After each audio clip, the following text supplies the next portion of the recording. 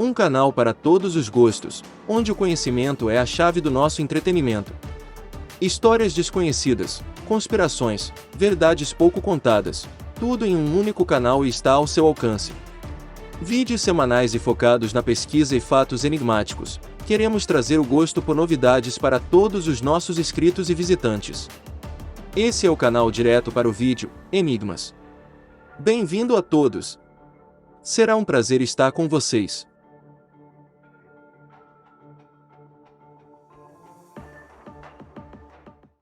Olá, visitantes e membros do canal Direto para o Vídeo. No segmento Enigmas, nós teremos um curta de 3 partes, divididos em A Criação dos Templários, A Ascensão dos Pobres Cavaleiros do Templo e a Queda da Ordem dos Templários.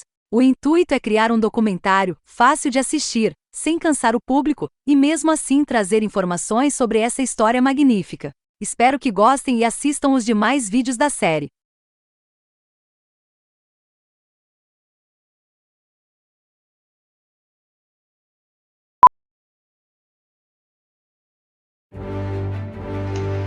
Olá, meu nome é Sérgio Tiaralo e você está no canal Direto para o Vídeo, segmento Enigmas. Hoje falaremos sobre uma ordem cheia de mistérios, conhecida por muitos, ridicularizada por poucos, mas que marcou a história humana de forma contundente e verdadeira, sendo que poucas histórias tiveram uma criação, uma ascensão e queda tão espetacular quanto os pobres cavaleiros de Cristo, conhecidos popularmente como os Templários. A Ordem dos Templários, inicialmente conhecida como Ordem dos Pobres Cavaleiros de Cristo e do Templo de Salomão, também conhecida como Cavaleiros Templários e a Ordem do Templo, mas logicamente ficou conhecida como Templários. Essa ordem surge em 1118 e durou até 1312.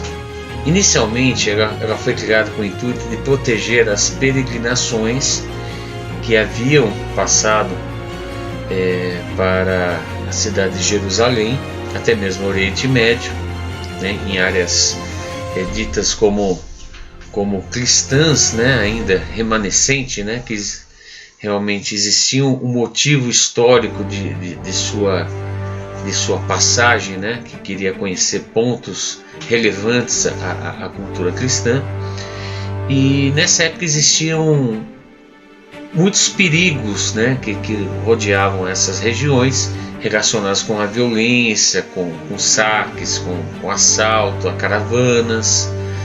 E isso era um grande empecilho para a cristandade, né, que queria conhecer os pontos históricos relevantes à sua religião. Essa foi, teoricamente, a ideia de surgimento dos Templários, né? Lógico, ela começa a criar um certo corpo, baseado nas primeiras cruzadas, né, um pouco antes da sua criação definitiva, que levaram muitos cavaleiros medievais participarem dessa empreitada militar, que também existe um intuito religioso de preservação da região, né, levado por uma questão mas nem tanto filosófica, mas muito religiosa. Os templários estavam, de certa forma, vinculados ao clero, à Igreja Católica da época. Eles tinham um sistema de castas em relação à sua organização fundamental. O voto de pobreza era realmente obrigatório, não tinha o intuito de acúmulo de riquezas. Era uma ordem de monges, mas monges guerreiros. Eles tinham conhecimento dessa forma de vida antes de entrar, não era algo velado. Todo cavaleiro, todo nobre da época que queria entrar na Ordem dos Templários sabia que ia existir uma tendência a essa forma de vida, que era uma forma muito difícil, muito austera, né? Dificilmente você poderia sair dessa ordem, pois quando você entrava, você de certa forma doava todos os seus bens, suas riquezas para a ordem. Então era uma decisão única que acontecia, não existia uma volta fácil para a entrada da sociedade, vamos dizer, normal. Eles utilizavam vários tipos de vestimentas diferentes para cada função exercida ou até mesmo para a identificação interna da sua forma de trabalho.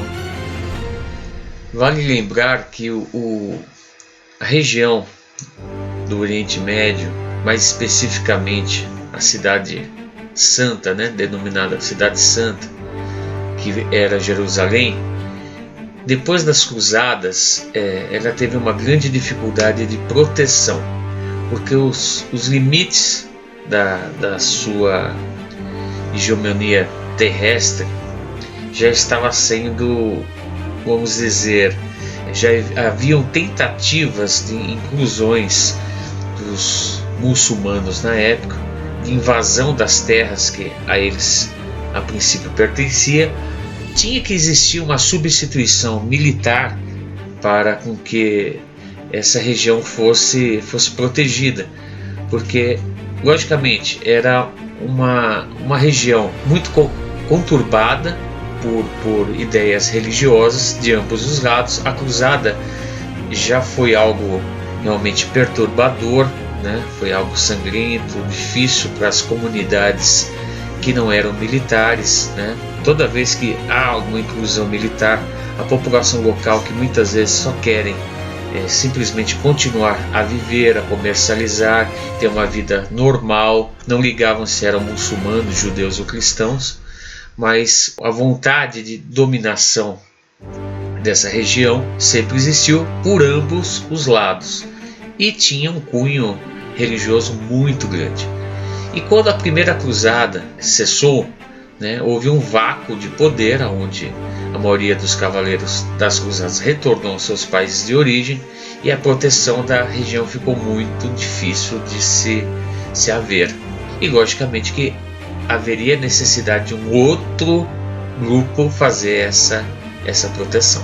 A Cidade Santa, Jerusalém, era um reino pequeno, de difícil proteção caso não tivesse pessoas interessadas nessa função, cavaleiros interessados nessa função, mas existia uma comunidade comercial muito grande, troca de produtos entre regiões passavam muitas vezes por Jerusalém. Então o interesse de manter a segurança desse ponto estratégico era verdadeiro. Inicialmente Jerusalém criou uma forma defensiva, por se tratar, como eu falei antes, de um reino muito pequeno. Aí que entra o rei Balduíno II, rei de Jerusalém, e nessa época conturbada de inclusões, diversas nações próximos estão na mesma região, como os turcos, os sírios, já tinham invadido várias cidades cristãs, vários reinos cristãos. Ele se vê na necessidade de precisar de um corpo militar permanente que faça, além da proteção das peregrinações e o comércio, mas que faça a proteção da cidade, que faça parte do núcleo desse exército necessário nessa época. Aí que aparecem alguns cavaleiros liderados por Hugo de Pains, um cavaleiro de segunda classe, de feudos nem tanto expressivos na Europa, que se oferece para fazer exatamente essa proteção, mostrando que era possível esse sistema militar necessário, como eu falei anteriormente, esse núcleo militar, e prontamente é aceito pelo rei Balduíno II, e que os oferecem o Templo de Salomão, as ruínas do Templo de Salomão. Logicamente todos sabem que o Templo de Salomão foi construído várias vezes, mas as suas ruínas ainda estavam presentes em Jerusalém.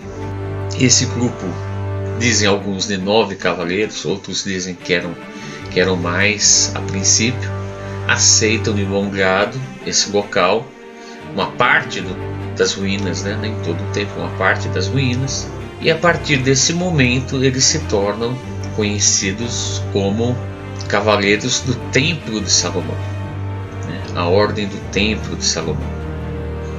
Agora, depois de ter recebido o acesso às ruínas, o antigo Templo de Salomão, que na verdade já tinha sido reconstruído praticamente umas 4 vezes e por último foi reconstruído por Herodes, eles passaram cerca de 9, 10 anos sem muita expressão na Terra Santa. Passaram praticamente sem constituir regras, sem receber novos membros e, de certa forma, sem ter alcançado o que foi oferecido para o rei Balduíno, que seria a proteção dos peregrinos que estavam indo para Jerusalém. Existem poucos relatos sobre o que aconteceu durante esse período. É daí que muitas lendas se surgiram, que eles encontraram artefatos, que eles encontraram peças sagradas, que eles encontraram o Santo Graal, que eles encontraram a lança de Longinos, que eles encontraram o Santo Sudário, e assim vai. Estou dizendo que nada disso que falam seja verdade, tá? Isso são especulações que ninguém exatamente sabe o que aconteceu. Sabe-se que eles realmente estiveram durante esses quase 10 anos, mas não foram expressivos na região. E a partir daí que há uma mudança mais aguda, mais séria no contexto da ordem. Aí que entra um indivíduo chamado Bernardo de Claraval, conhecido como São Bernardo depois de ser canonizado pela Igreja Católica. Foi um clérigo muito atuante na Idade Média, foi um reformista da Ordem de Cister e criou uma base dogmática e organizacional, tanto como um doutor da Igreja Católica, mas como precursor das regras dos Cavaleiros Templários. Acredita-se que Bernardo de Claraval foi parente de Hugo de País. Não se tem tanta informação se realmente isso é verdade ou não, mas podemos dizer que há algumas evidências. A Ordem do Templo, durante esses 10 anos que eu mencionei, não tiveram uma grande propulsão na quantidade de membros. Já era uma ordem focada na não acumulação de bens, também era focada no celibato, isso era bem conhecido, e que também exercia uma função militar além da função monástica. Mas não existiam regras claras em todas as situações dessa ordem e precisavam de uma base criada por alguém que já tinha, de certa forma, uma consciência de como isso funcionava. E aí que entra, né, Bernardo de Claraval, já com seu conhecimento reformador, e que ajuda a Ordem dos Templários a alcançar um status dentro do clero como uma ordem que era muito pura, muito sábia, que seus membros eram realmente relevantes para toda a cristandade. Ele também cita a ordem tem todas essas qualidades, e essa citação chega até a cúpula da Igreja Católica. Mas realmente no futuro a Ordem dos Templários se torna uma ordem realmente com aspectos diferenciados das outras ordens monásticas, até porque existia um código de ética muito bem elaborado e que, de certa forma, até evitavam a renúncia ou a retirada do campo de batalha, mesmo que estavam em situações de menor número ou que realmente seria uma derrota eminente. E os templários, né, nesse conceito, eles eram únicos naquele momento, né? Eram monges militares que tinham uma vida monástica e celibatária, que levavam muito a sério a sua condição de guerreiro e que não fugiam das batalhas. Isso fez com que os próprios inimigos os reconhecessem como grandes guerreiros. Para falar dos templários, é impossível falar num único vídeo. E para não ficar um vídeo muito longo, nós falaremos sobre a sua criação, a sua ascensão e a sua queda. Nós teremos mais 2 vídeos na sequência que serão produzidos e entregues para o público do nosso canal. Agradeço a todos por ter acompanhado até agora. Espero que continuem nos próximos vídeos a nos acompanhar e que todos fiquem com Deus. Até breve. Como disse Bernardo de Claraval em uma de suas frases: coloquemo-nos, irmãos, como sentinela, porque a vida presente é tempo de luta.